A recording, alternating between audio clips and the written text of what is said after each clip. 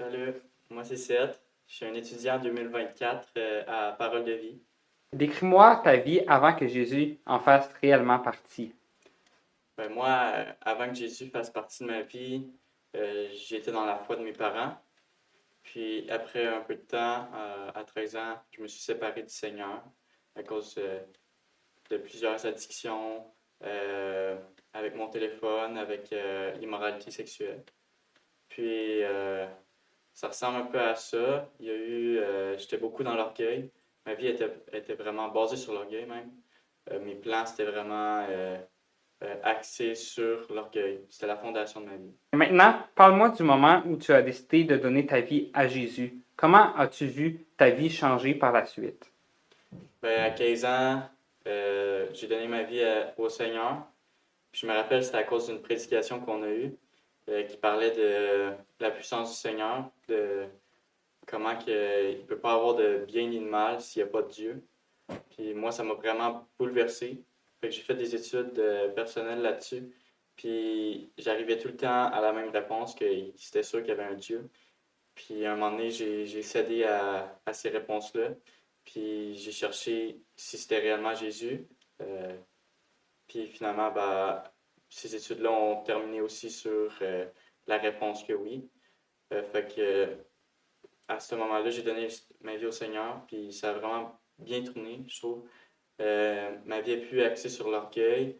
J'ai plus de facilité à passer au travers de mes addictions. Puis je me, je me mets sur la voie du Seigneur.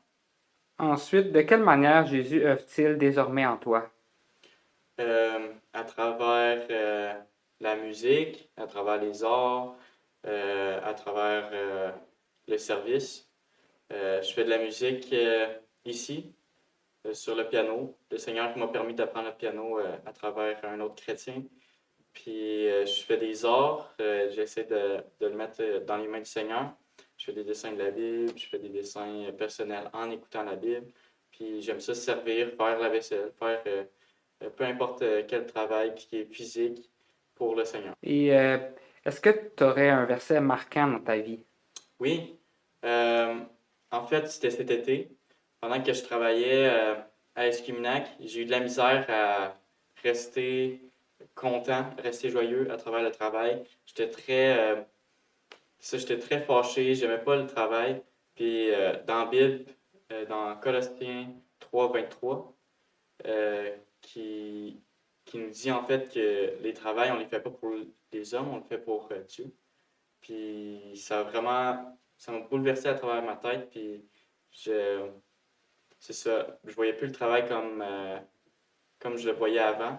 Puis je le vois plus pour le Seigneur. C'est pour ça que je sers plus, que je fais plus d'affaires. Puis que ça me dérange moins. Qui est Jésus pour toi? Moi, pour moi, Jésus, c'est un Dieu fidèle.